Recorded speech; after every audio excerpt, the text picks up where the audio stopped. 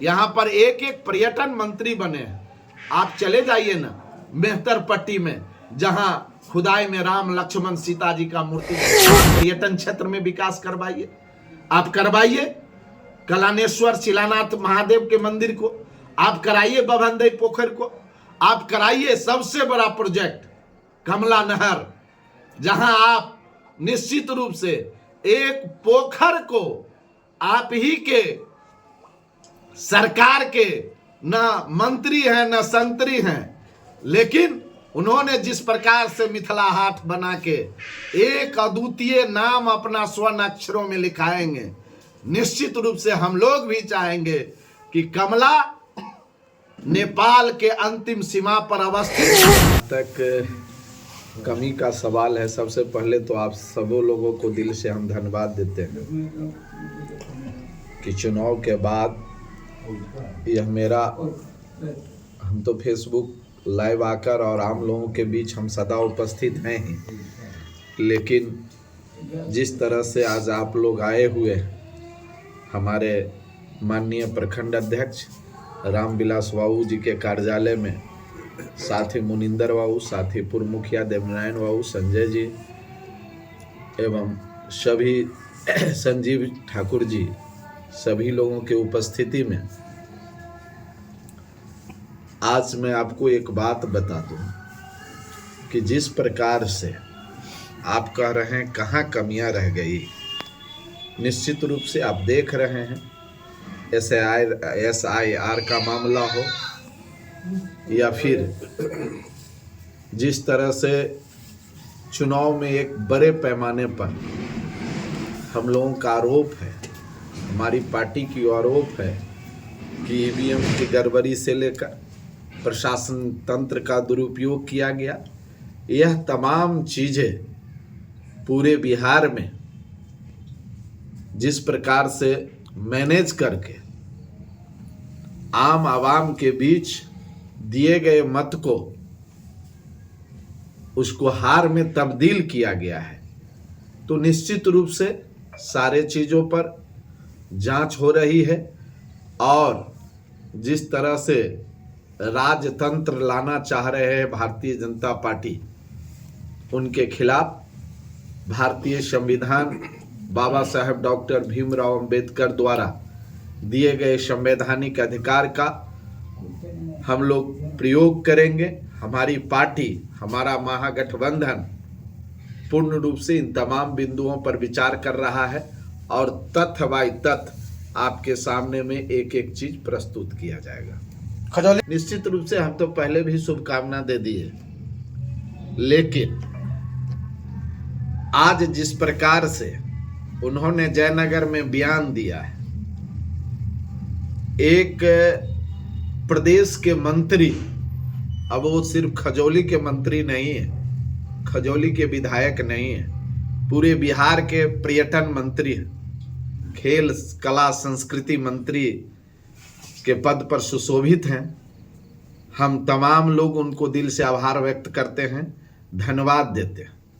साथ ही साथ हम कहना चाहते हैं, आज जिस प्रकार से उन्होंने जयनगर में अपने अभिनंदन समारोह में जिस प्रकार से बेतुका बयान उन्होंने दिया है, हम पर कई आरोप उन्होंने लगाया है। यहाँ तक उन्होंने कहा है कि ब्लड के नाम पर, ऑक्सीजन के नाम पर एक डॉक्टरों से पैसा लेते हैं, एम्बुलेंस में इनका गलत कारोबार है। चुनाव का समय था, सम्मानित विधायक जी उस समय में विधायक थे, चुनाव लड़ रहे थे।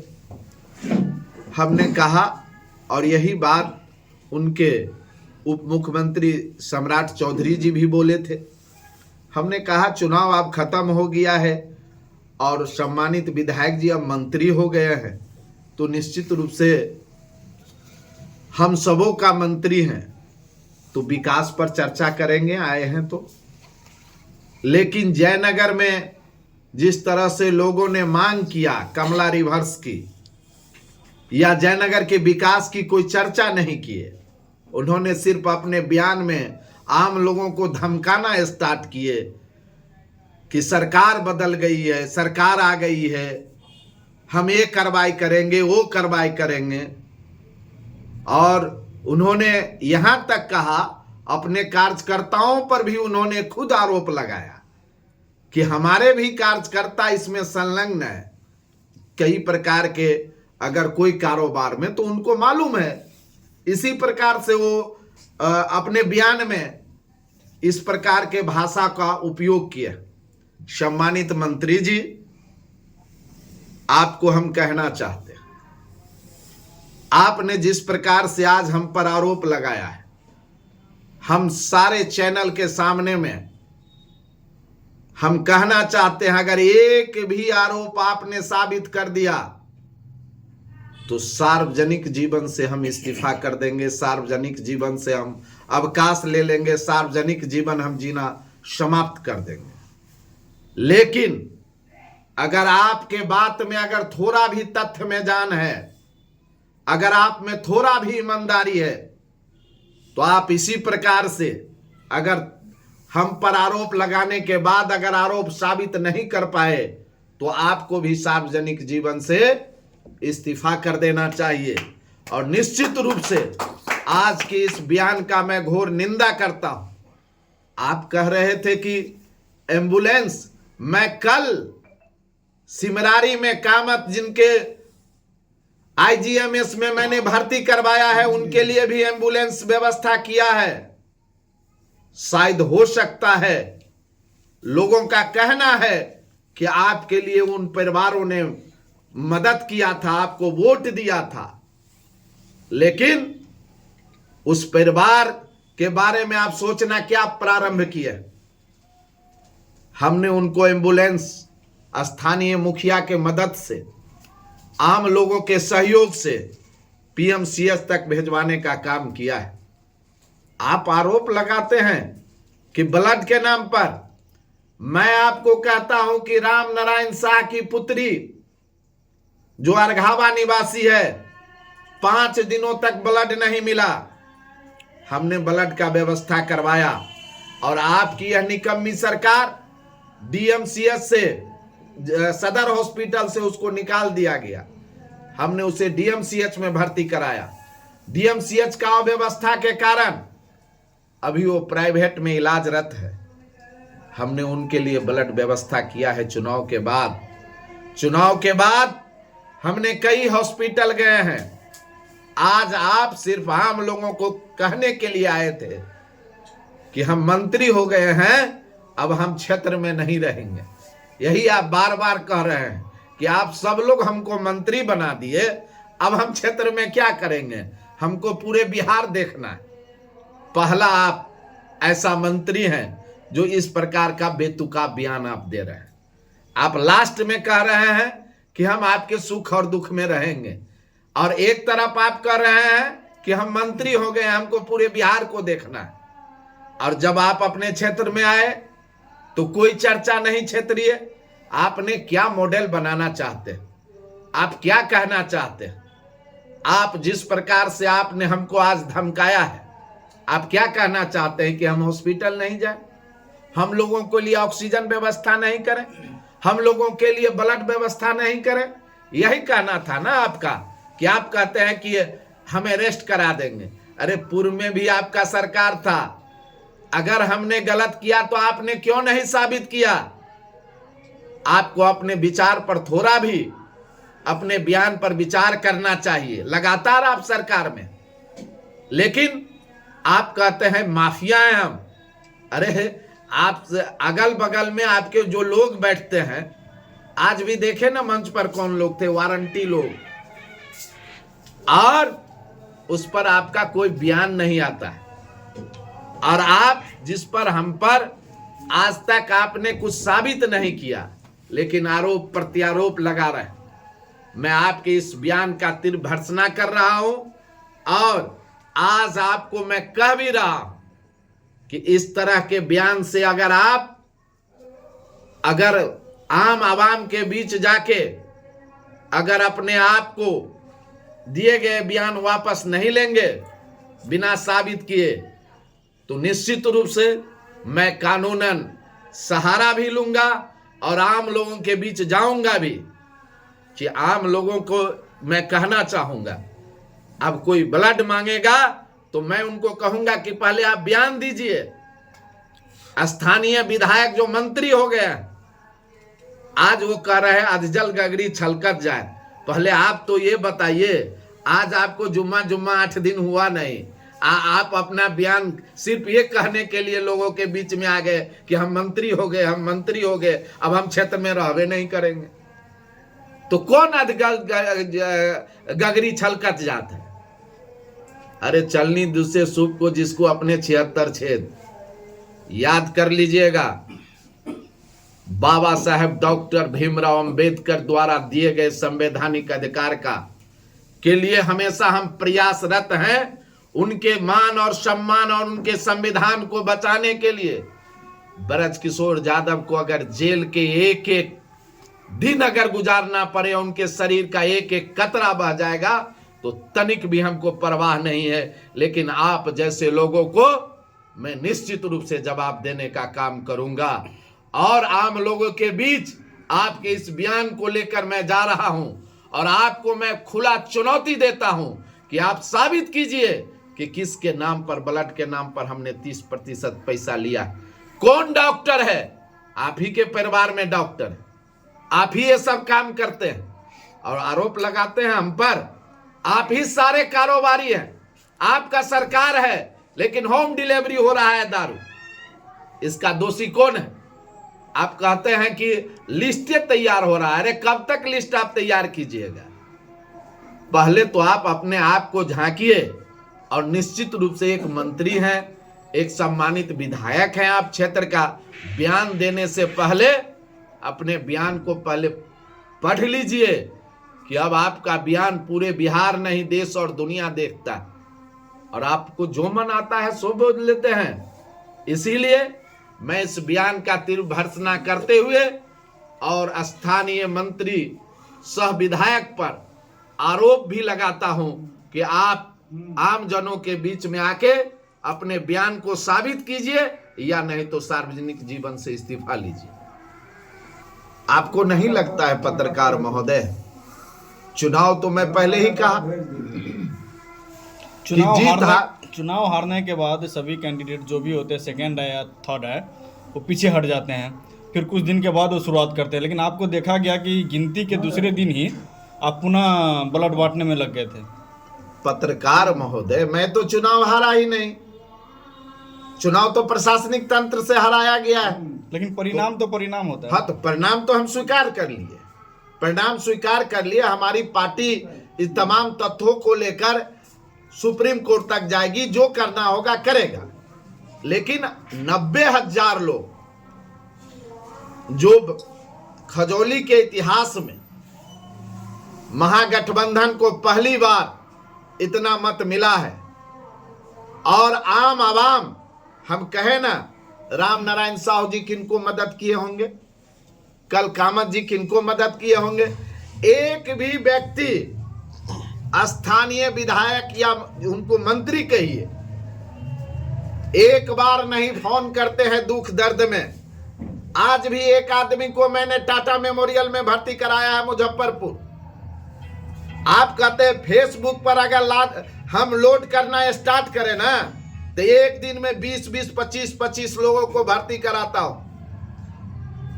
इसीलिए इनको ज्यादा चिलमिलाहट है, मिर्ची लगी हुई है कि इसी तरह वो भी कहते हैं कि कब घर बैठ जाए। अरे हम घर क्या बैठे, हम लोग बैठने दे तब ना। आप तो सीधे आके क्षेत्र में कह दिए कि हम मंत्री हो गए, अब हम क्षेत्र में ये नहीं करेंगे, तो लोग जाएगा कहाँ? जो आपको भी वोट दिए वो भी कहते हैं कि जो हुआ सो हुआ, वो भी कहते हैं कि प्रशासन तंत्र से हराया गया है।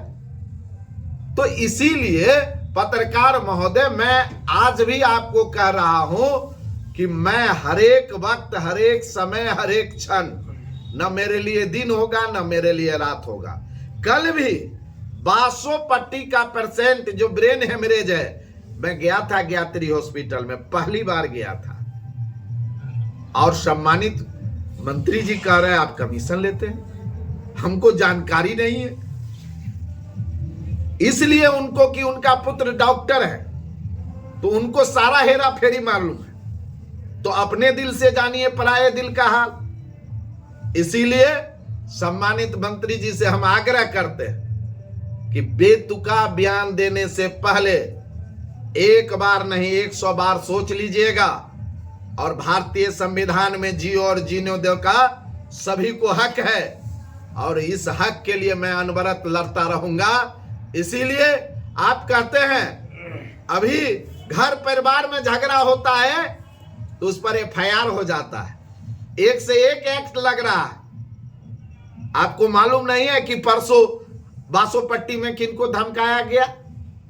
सम्मानित मंत्री जी आपको फोन हुआ था। इसीलिए एक एक चीज हमारे पास है, हम एक एक चीज पर अध्ययन कर रहे हैं। आप जैसा प्रश्न करेंगे वैसा उत्तर देंगे, आप जैसे चाहेंगे मैं वैसा करने के लिए तैयार हूं। लेकिन आम जनों के बीच में मैं रहूंगा, आम जनों के लिए जीऊंगा, आम जनों के लिए मरूंगा। आपके इस धमकी से हम डरने वाले नहीं है, हम जेल जाएंगे। आप कानून बना दिए हैं ना, आप हो सकते हैं गलत सही में आप हमको फंसाना प्रारंभ करें, कोई घबराहट नहीं।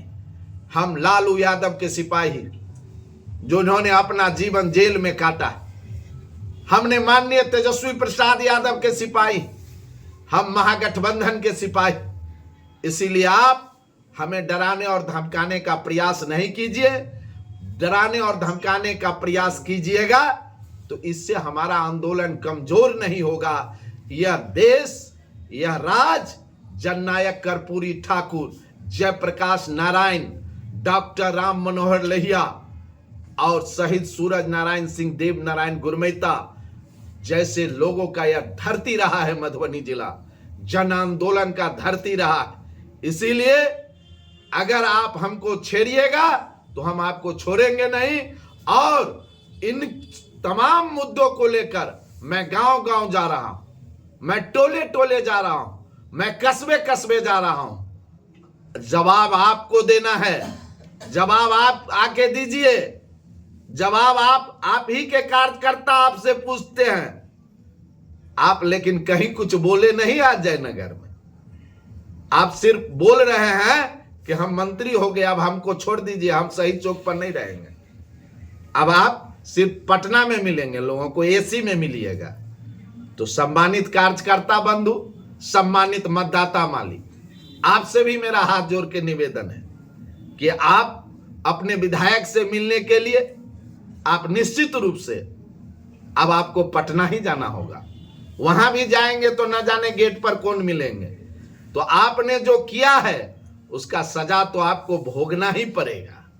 निश्चित रूप से इस प्रकार का डपोर संखी बयान आज तक अगर किसी मंत्री ने दिया हो तो आप हमको निकाल के दिखा दीजिए। निश्चित रूप से अगले नहीं, मजबूती का क्या मतलब होता है ये नहीं हम जाने पत्रकार मोहन। मजबूती तो है ही, मजबूती तो आपके सामने में हम आम जनों के लिए जीना चाहते हैं, आम जनों के लिए मरना चाहते हैं। तो मजबूती का अर्थ यही है कि हमको आम जनों के लिए जीना है, आम जनों के लिए हमको मरना है। तो हम निश्चित रूप से मजबूत हैं ही, और पूरे मजबूती से जो जो कुछ समय बीतता जाएगा, देख रहे हैं क्या क्या हो रहा है।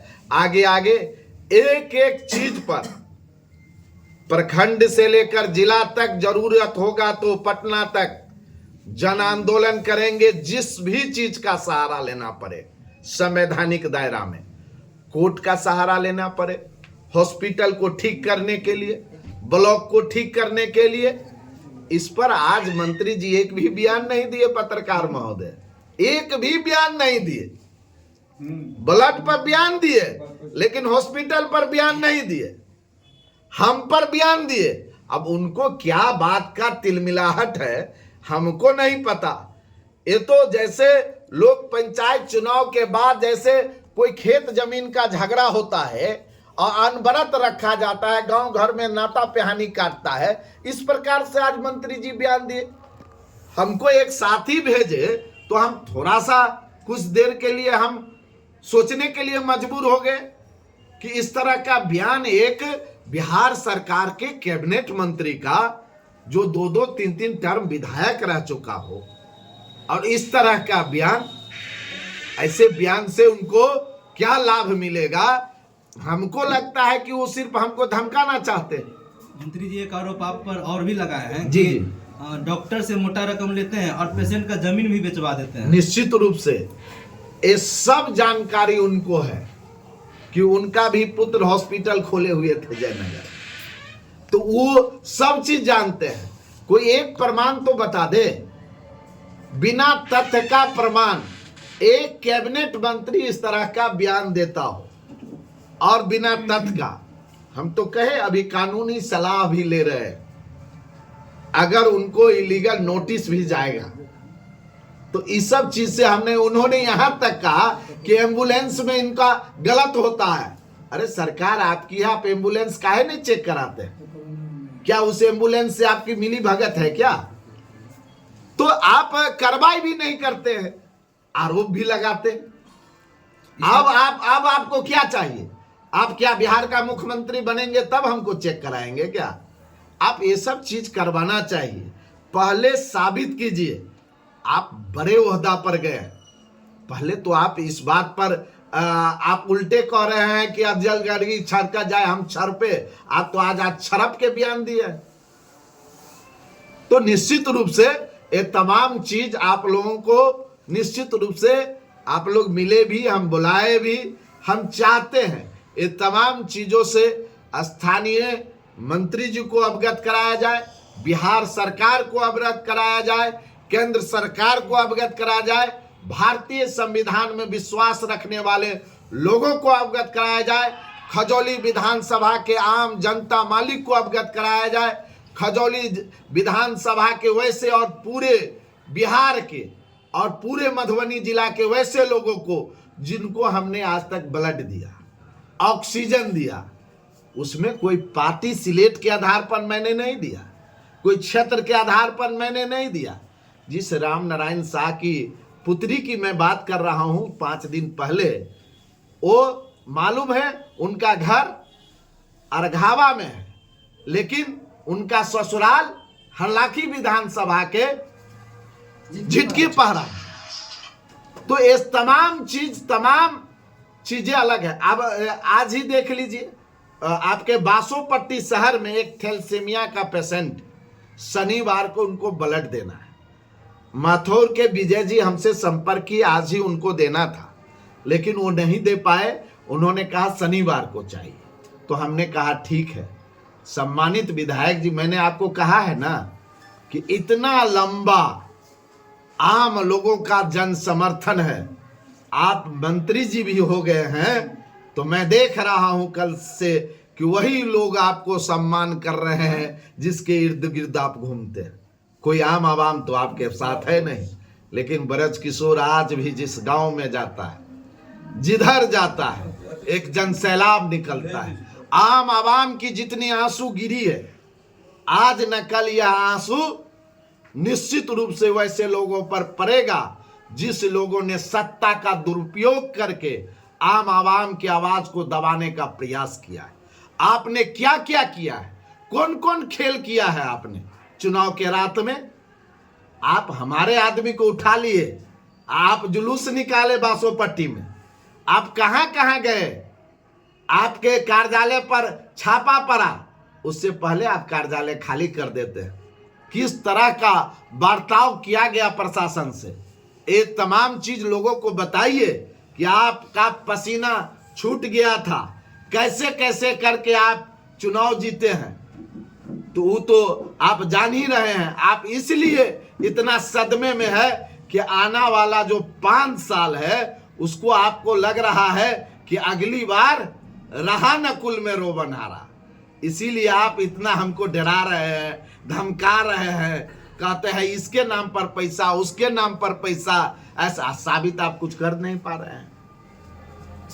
और आप जो भी किए हैं सब चीज हम लोग भी निकाल रहे हैं और सब चीज हम लोगों के भी पास है।